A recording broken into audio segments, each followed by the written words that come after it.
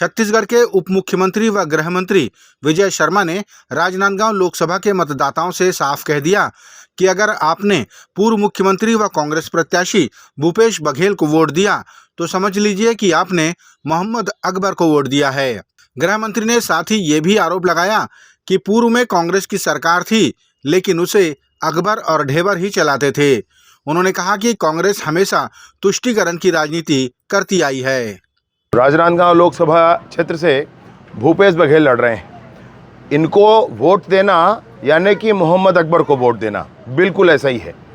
5 सालों तक सरकार चलाते समय इन्होंने सरकार नहीं चलाई, सरकार चलाई है अकबर ने, ढेबर ने। और उनकी जो सरकार चली है तो क्या अंधाधुन हुआ है सब जान रहे हैं। किस तरह से तुष्टीकरण की कांग्रेस की नीति परवान चढ़ी थी सब जानते हैं। कवर्धा में भगवा ध्वज के संदर्भ में जो विवाद हुआ था, भगवा ध्वज का अपमान हुआ था, उसकी सुध लेने वाला कोई नहीं था।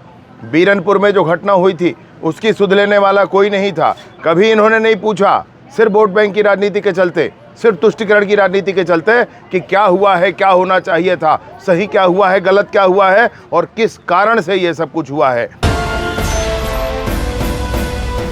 29 अप्रैल को बिलासपुर में कांग्रेस के राष्ट्रीय नेता व स्टार प्रचारक राहुल गांधी की आम सभा प्रस्तावित है, जिसे लेकर प्रदेश अध्यक्ष दीपक बैज बिलासपुर जायजा लेने पहुंचे।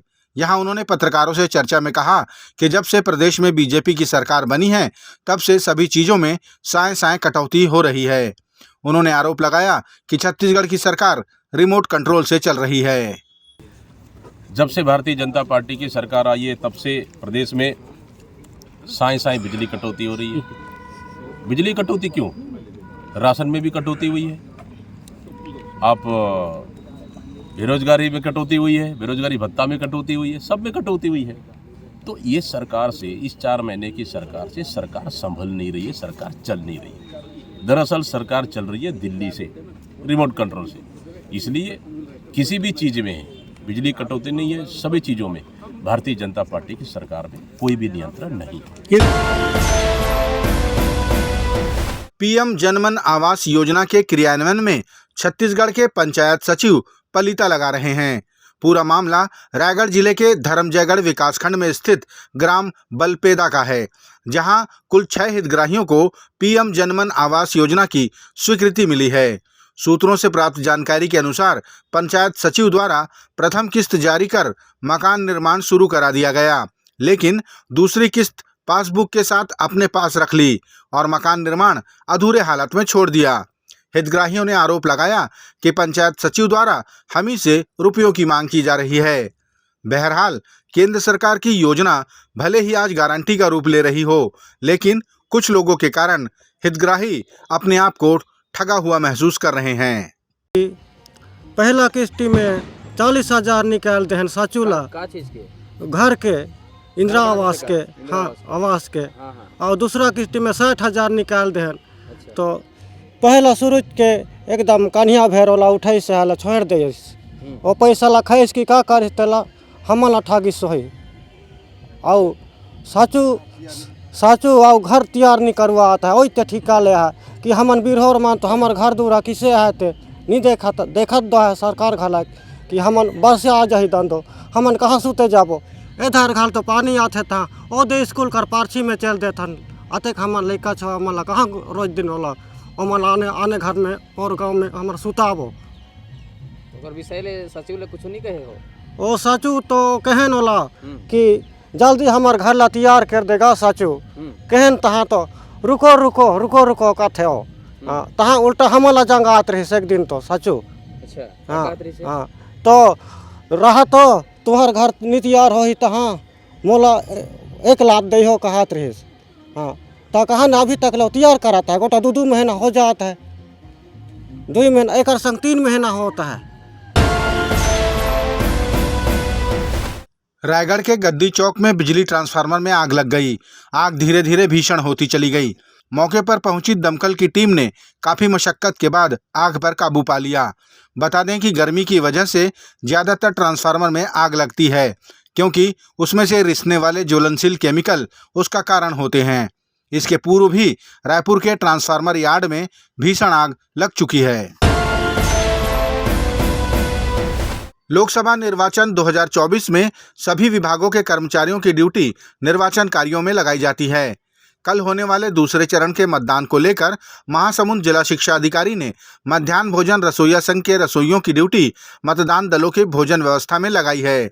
2 दिनों की इस ड्यूटी के आदेश पत्र में कहीं भी मानदेय को लेकर कुछ भी नहीं लिखा है। छत्तीसगढ़ मध्याह्न भोजन रसोइया संघ की प्रदेश अध्यक्ष नीलू ओगरे ने चुनाव ड्यूटी में रसोइयों को वेतन दिए जाने की मांग की है। उन्होंने बताया कि ऐसे भी प्रदेश के 87,000 रसोइये आज भी कलेक्टर दर के लिए आंदोलनरत हैं। ऐसे में चुनाव ड्यूटी लगाकर मानदेय का जिक्र भी न करना समझ से परे है। प्रधानमंत्री द्वारा धमतरी में दिया गया वो भाषण काफी चर्चा में है, जिसमें उन्होंने छत्तीसगढ़ से भ्रष्टाचार और माओवाद को जड़ से खत्म करने की गारंटी दी है। बीते दिनों प्रधानमंत्री नरेंद्र मोदी 2 दिनों के छत्तीसगढ़ प्रवास पर थे, जिसमें उन्होंने सक्ती, धमतरी और सरगुजा में जनसभाएं की। धमतरी में प्रधानमंत्री ने छत्तीसगढ़ से भ्रष्टाचार और नक्सलवाद को जड़ से खत्म कर देने की गारंटी दी है। इस गारंटी को लेकर प्रदेश भर में चर्चा है। छत्तीसगढ़ में भ्रष्टाचार और नक्सली हिंसा दोनों को काबू किया है। अब छत्तीसगढ़ में नक्सलवाद तेजी से कम हो रहा है और मैं छत्तीसगढ़ को गारंटी देता हूं, माओवाद को, नक्सलवाद को जड़ से समाप्त करके रहूंगा। मैं उन हर माता को आश्वासन देता हूं कि आपके बच्चों की जिंदगी बर्बाद न हो, वो बंदूकें लेकर जंगलों में भटकने की आदी न बन जाए। इसलिए मैं आपके बच्चों की रक्षा के लिए हर मां को वादा करता हूं, मैं माओवाद नक्सलवाद को जड़ों से उखाड़ पर के रखूंगा। भारतीय जनता पार्टी छत्तीसगढ़ के प्रवक्ता संदीप शर्मा ने कहा कि प्रधानमंत्री नरेंद्र मोदी के नेतृत्व में भाजपा की केंद्र में तीसरी बार सरकार बनते ही छत्तीसगढ़ के 8.5 लाख परिवारों को संभालने की जिम्मेदारी भाजपा लेगी। उन्होंने बताया कि केंद्र सरकार और भाजपा का छत्तीसगढ़ के 8.5 लाख बुजुर्गों से मुफ्त इलाज का वादा है, जो आयुष्मान कार्ड के जरिए किया जाएगा। छत्तीसगढ़ में आज हमारे पास ऐसे 70 वर्ष से अधिक आयु के 8.5 लाख बुजुर्गों की हमारे पास एक लिस्टिंग है और इन 8.5 लाख लोगों की आने वाले समय में निःशुल्क इलाज करने की जिम्मेदारी हम भारतीय जनता पार्टी लेते हैं और उनका निःशुल्क इलाज जो है हमारी सरकार के माध्यम से हम इलाज कराएंगे। तो हम आपको और ये जो प्रदेश की जनता है उसको आश्वस्त कराना चाहते हैं कि ये मोदी जी की एक और गारंटी है, इस गारंटी का भी जो है पूरा पालन होगा। कांग्रेस पार्टी की प्रवक्ता राधिका खेड़ा ने रायपुर में कहा कि कांग्रेस और इंडिया गठबंधन की चुनावी रैलियों को मिल रहे जन समर्थन से भाजपा घबरा और बौखला गई है, इसलिए भाजपा के केंद्रीय नेता झूठ बोल रहे हैं।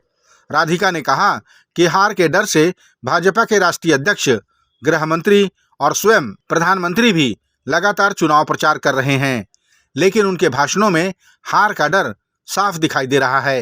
मध्य प्रदेश जाइए, राजस्थान के अन्य जगहों पे जाइए, तेलंगाना जाइए, आप कर्नाटक जाइए, तमिलनाडु जाइए, बिहार जाइए, हर जगह इंडिया गठबंधन की जितनी सभा हो रही है, जितनी राहुल जी की सभा हो रही है, खड़गे जी की हो रही है, प्रियंका जी, क्योंकि जन सैलाब आ रहा है, हमारे कैंडिडेट्स की रैली में भी जन सैलाब आ रहा है, तो उससे बौखलाहट होना, घबराहट होना तो लाजमी है और उनकी बौखलाहट ये देख देख के और बढ़ती जा रही है और जुबान तक ही नहीं, जुबान के बाद उनके हाथ भी कांपने लग गए हैं। आपने अगर ध्यान से वो वीडियो देखा होगा मोदी जी का, और ये उम्र की वजह से नहीं हो रहा है, ये डर की वजह से हो रहा है, क्योंकि उनको अपनी आने वाली हार सामने दिखाई दे रही है। आप उनकी घबराहट को देखते देखते, हम तो उनकी घबराहट देख ही रहे हैं, लेकिन उनकी घबराहट को देखते देखते अमित शाह साहब और नड्डा जी भी बौखला के अंट शंट और अजीब अजीब झूठ बोलने वाले बयान और भाषण यहाँ पे दे रहे हैं। पिछले 3-4 दिनों में हम सबने देखा कि किस तरीके से छत्तीसगढ़ में वो रह के भी गए हैं, तीनों के तीनों एक एक रात भी यहाँ पे रहे हैं और लगातार खूब रैली यहाँ पे कर रहे हैं। 3 सभा मोदी जी ने करी, 2 सभा नड्डा साहब ने करी, 1 सभा अमित शाह जी ने करी और उनके हर शब्द में वो बौखलाहट, वो डर सभी को दिखाई दे रहा है। छत्तीसगढ़ के महासमुंद सांसद चुन्नीलाल साहू ने पूर्व गृह मंत्री ताम्रध्वज साहू को संपूर्ण साहू समाज समेत सनातन समाज का दोषी कहा। चुन्नीलाल साहू ने आरोप लगाया कि जब छत्तीसगढ़ में कांग्रेस की सरकार थी तब ताम्रध्वज साहू ने गृह मंत्री रहते हुए प्रदेश में धर्मांतरण को बढ़ावा दिया। उन्होंने कहा कि पूरे प्रदेश में धर्मांतरण होते रहे और कांग्रेस की सरकार ने कोई कार्रवाई नहीं की। उनके कार्यकाल में छत्तीसगढ़ में चारों तरफ धर्मांतरण की बाढ़ आ गई। बस्तर में तो धर्म की लड़ाई शमशान तक पहुंची और अंतिम क्रिया को लेकर के विवाद होने लगे थे। कवर्धा में राज्य बनने के बाद पहली बार धर्म को लेकर दंगे हुए और कर्फ्यू लगा। राजधानी रायपुर में थाने के सामने धर्मांतरण करने वाले ने कहा कि धर्मांतरण हमारा अधिकार है, परंतु अपने पद में बने रहने के लिए सोनिया गांधी व भूपेश बघेल के कहने पर धर्मांतरण करने वालों के ऊपर किसी प्रकार से कार्रवाई नहीं की। वे केवल एक समाज नहीं वरन संपूर्ण सनातनियों के दोषी हैं।